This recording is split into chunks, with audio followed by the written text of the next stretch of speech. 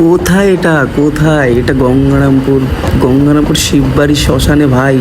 তো এখন পূজা হচ্ছে, কিছুক্ষণের মধ্যে ধামাকা শুরু হবে ভাই, সাহেব ধামাকা। তো তোমরা যারা যারা ভিডিওটা ভালো লাগে তো অবশ্যই লাইক করো। দেখো এটা কোথায়, এটা দেখো এখনো পূজা হচ্ছে। আর একটা ভাই কি সাজ দিয়েছে ভাই সাহেব, খাতারনাক লাগছে।